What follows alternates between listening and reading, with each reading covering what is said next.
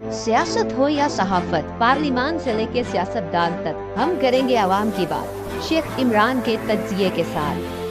Nazim media contact से शेख इमरान हुसैन।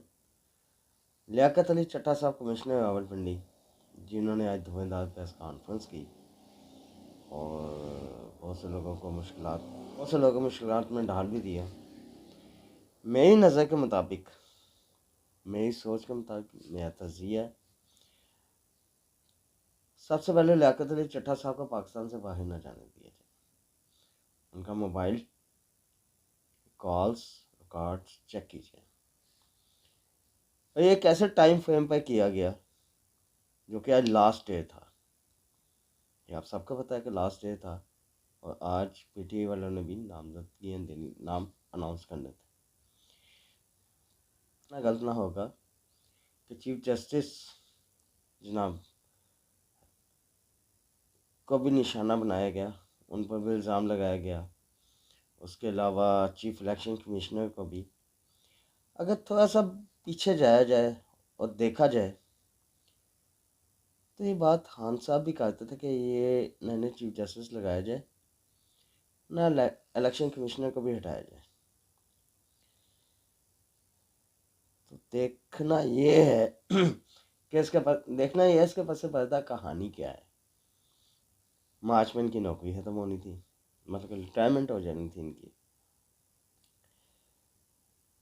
और आपको पता होगा कि खान साहब ने भी चीफ जस्टिस साहब पर इल्ज़ाम लगाए थे, ठीक है। और उसके बावजूद अल्हम्दुलिल्लाह चीफ जस्टिस बन गए। बाद में उन्होंने कहा भी मैं तो चीज़ चाहता नहीं था, गलती होगी।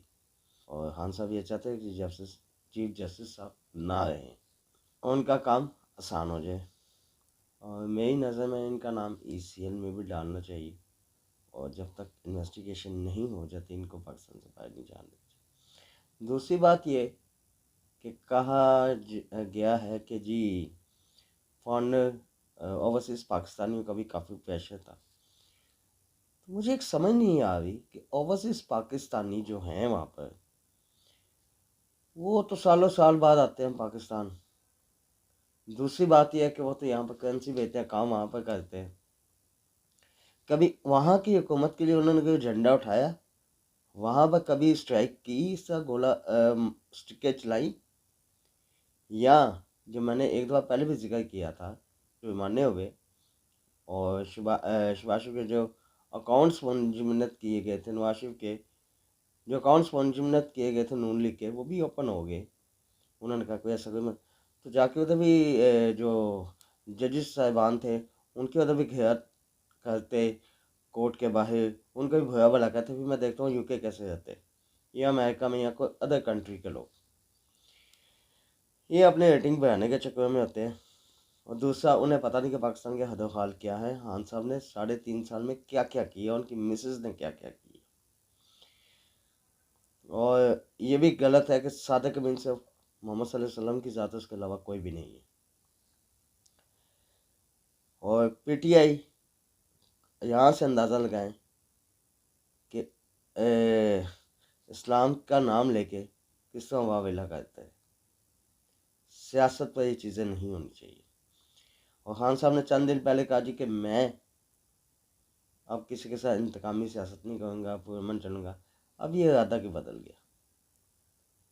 फ़तह मक्का की तरह मैं मिसाल बना के फ़तह मक्का की मिसाल पर चलेंगे। खान साहब आप क्या चलेंगे? 3.5 साल में आपने जो हाल किया, और अब मैं क्या कहूँ, ठीक है। मैं फिर भी वो एक ही बात करता हूँ, सब एक ही।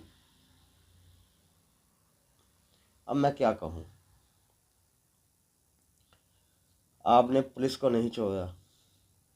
कभी आज तक पाकिस्तान की हिस्ट्री उठा कर देख लें, कभी वज़ीर आज़म ने ऐसा काम नहीं है। इन्हें बस एक सुप्रीम कोर्ट का वाक़ई याद है, ठीक है।